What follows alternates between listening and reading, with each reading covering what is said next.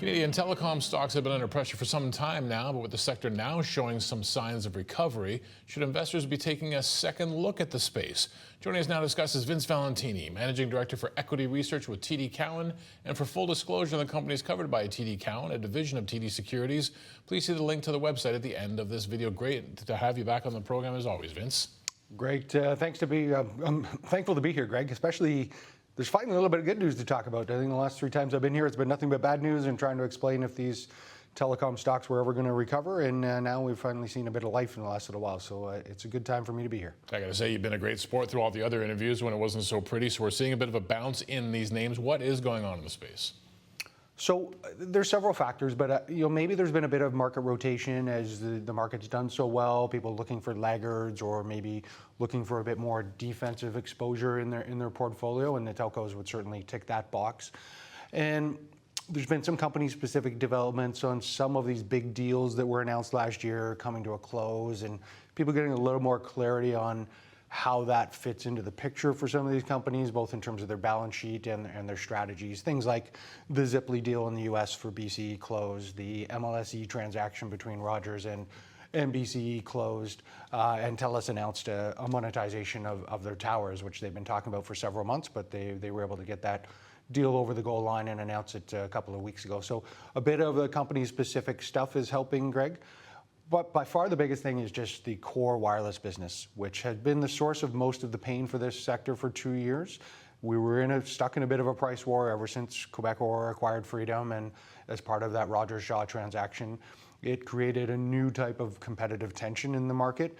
And it took longer than most of us expected for that to settle down, but thankfully it seems to be settling down now. The past 2-3 months have been far more encouraging in terms of what we analysts call front book pricing, which is the advertised rates in the market for new wireless service, as opposed to the back book, which is the legacy base of 30 million subscribers. What do they actually pay?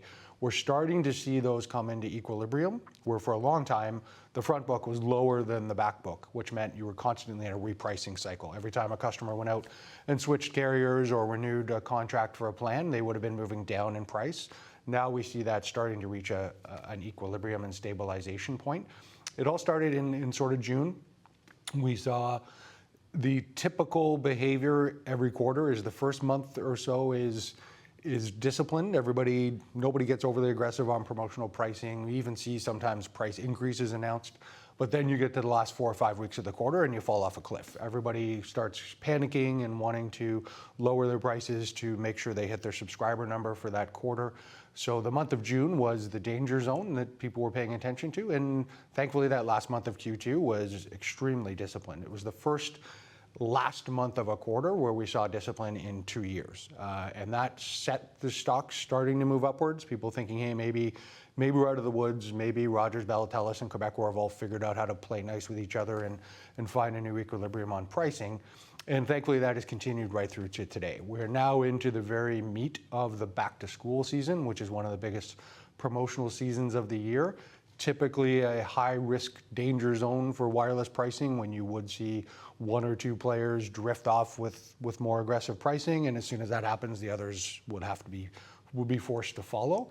But we are well into back to school season now with we haven't missed a beat. The prices have stayed known reasonably high and at encouraging levels, which has these stocks continuing to move higher and higher almost every week, it seems now, as people think the longer this goes on, the better visibility we have into the ARPU trend, which then feeds into service revenue, will start to turn upwards by not magically next quarter. It takes a while for the pig to go through this python, but by the middle of 2026, I think the analysts and investors in this space are starting to think, okay, finally, for the first time, we will start to see semester revisions higher, a little bit better revenue growth from the core wireless business. And as that improves, profitability, whether EBITDA, free cash flow, whatever metric you want to look at, will follow. So that's the key reason, Greg. Sorry I talked about that for so long, but it is. No, it's a great backdrop, right? Because after everything the space has been through, what is going on in the space, right? Yeah.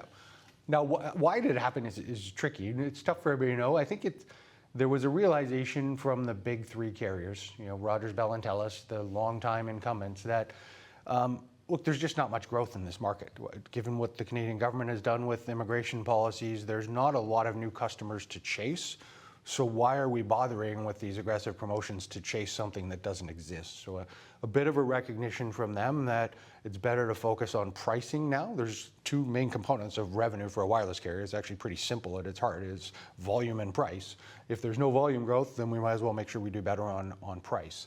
The other realization was, look, Quebecor is a new entrant. They have a different pricing model. They're out to take market share, but they're willing to do it, it seems, in a gradual way.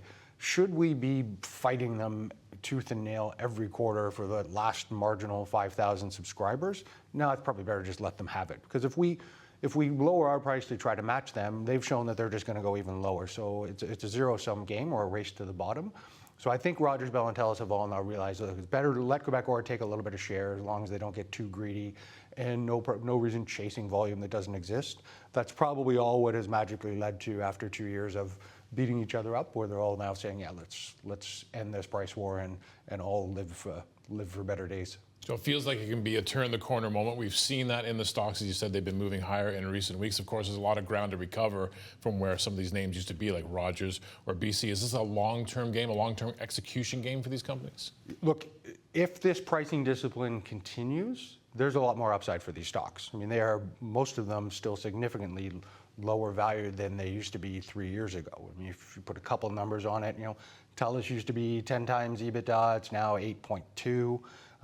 BC used to be 9 or just over 9. It's hovering around 7 right now.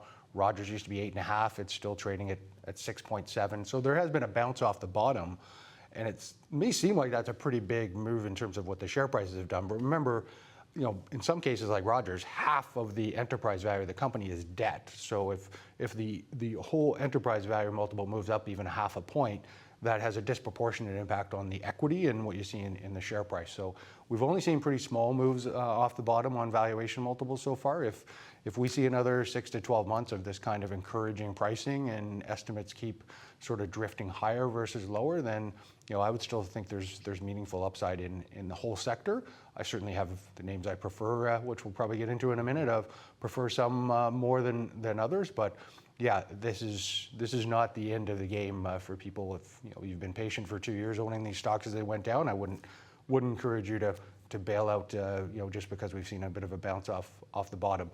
Caveat all that, just to go back to, we have to see the pricing discipline be maintained. We're watching, literally our team watches every day, monitors the websites, goes out and checks stores, see if we see any cracks in the armor. Are we slipping back down the slope of unusually aggressive pricing? Again, so far so good in back to school season. We still have another 2 or 3 weeks to get through that typical period of the year, and then all eyes will be on Black Friday and the holiday period. If we can escape that period as well with disciplined pricing, then onwards and upwards. But caveat that, as long as we don't see another step backwards in pricing, then yes, I certainly think these stocks have more room to run.